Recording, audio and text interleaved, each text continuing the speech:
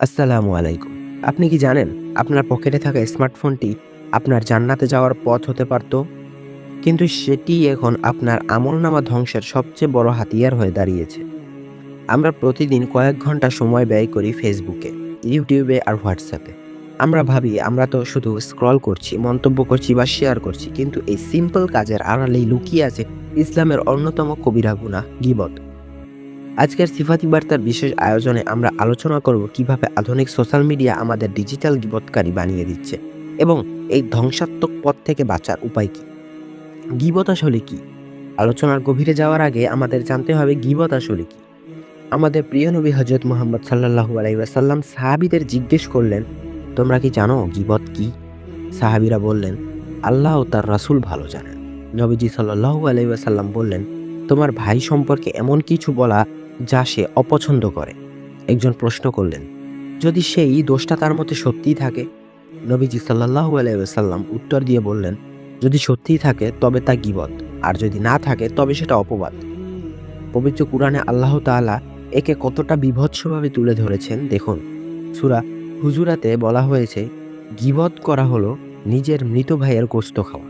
একবার ভাবুন তো, আমরা কি কেউ আমাদের আপন মৃত ভাইয়ের কাঁচা মাংস ছিঁড়ে খেতে পারবো? কিন্তু সোশ্যাল মিডিয়ায় একজনের পোস্টে গিয়ে যখন আমরা আজে বাজে মন্তব্য করি বা তার ব্যক্তিগত বিষয় নিয়ে চর্চা করি, আমরা ঠিক সেই জঘন্য কাজটিই করছি। বর্তমানে গীবত আর ড্রয়িং রুমের আড্ডায় সীমাবদ্ধ নেই, এটি এখন বিশ্বব্যাপী ছড়িয়ে পড়ছে। সোশ্যাল মিডিয়ায় গীবতের কিছু ভয়াবহ ধরন হলো কমেন্ট সেকশনের যুদ্ধ। কোনো সেলিব্রিটি বা পরিচিত মানুষের ব্যক্তিগত জীবনের ভুল নিয়ে নিচে হাজার হাজার মানুষ মন্তব্য করে। আপনি মনে করছেন আপনি শুধু আপনার মতামত দিচ্ছেন, কিন্তু আসলে আপনি লক্ষ লক্ষ মানুষের সামনে একজনের গীবত করছেন। স্ক্রিনশট শেয়ারিং, কারো সাথে ব্যক্তিগত চ্যাটে কথা হলে তিনি আপনাকে বিশ্বাস করে কিছু বললেন, আপনি সেই চ্যাটের স্ক্রিনশট নিয়ে ফাঁস করে দিলেন বা অন্যকে দেখালেন। এটি আমানতের খিয়ানত এবং ভয়াবহ গীবত। আপনার কোনো বন্ধু যদি এরকমটা করে থাকে, তাহলে আজই এই ভিডিওটি শেয়ার দিয়ে তাকে জানার সুযোগ করে দিন। রোস্টিং ভিডিও, বিনোদনের নামে আজ ইউটিউবে অন্যকে অপমান করা, তাকে তুচ্ছ-তাচ্ছিল্য করা, এটি ট্রেন্ড হয়ে দাঁড়িয়েছে। ইসলামে এটি সম্পূর্ণ হারাম। রিয়েক্ট বা ইমোজি, কারো কোনো মানহানিকর পোস্টে একটি হাসি বা লাইক দেওয়া মানে আপনি সেই গীবতে শরিক হলেন। যেমন কোনো নর্তকীর ভিডিওতে শেয়ার দিয়ে সেই সমপরিমাণ গুনাহ আপনিও কামাতে পারবেন। ঠিক তেমনি একটি ইসলামিক ভালো ভিডিওতে শেয়ার দিয়ে অন্যকে যদি আমল করার তৌফিক দান করতে পারেন, তাহলে আপনিও সেই সোয়াবের ভাগীদার হবেন। সাধারণত গীবতের চেয়ে ডিজিটাল গীবত কেন বেশি ভয়াবহ? এর তিনটি প্রধান কারণ রয়েছে। স্থায়িত্ব, মুখে বলা কথা মানুষ ভুলে যায়, কিন্তু ইন্টারনেটে আপনার লেখা কমেন্ট বা ভিডিও থেকে যায় বছরের পর বছর। যতক্ষণ মানুষ সেটি দেখবে, আপনার আমলনামায় গুনাহ যোগ হতে থাকবে। দ্রুত বিস্তার, একজনের গীবত করলে সেটি মুহূর্তের মধ্যে কয়েক হাজার মানুষের কাছে পৌঁছে গেল। এতে মানুষের কাছে গিয়ে ক্ষমা চাওয়া কি আপনার পক্ষে সম্ভব? সম্ভব না। ৩ নাম্বার, তওবা। তওবা করার কঠিন পথ। গীবত এমন একটি গুনাহ যার জন্য শুধু আল্লাহর কাছে তওবা করলেই হয় না, যার গীবত করা হয়েছে তার কাছ থেকেও ক্ষমা নিতে হয়।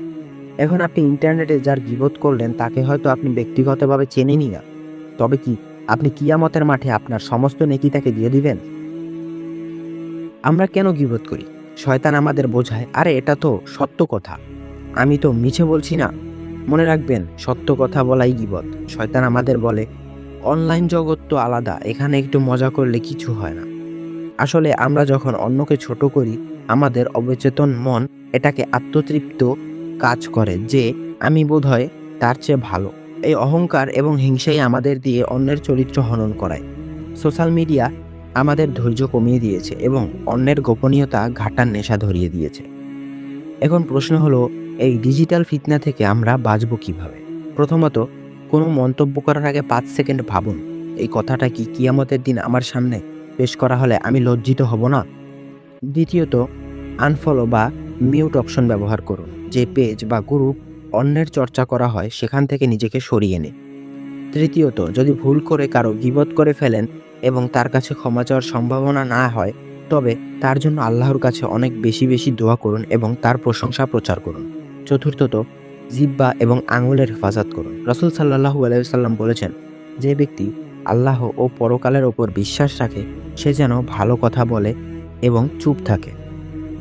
প্রিয় দর্শক, আজকের এই শিফাতি বার্তার উদ্দেশ্য কাউকে ছোট করা নয়, বরং আমাদের সবাইকে সতর্ক করা।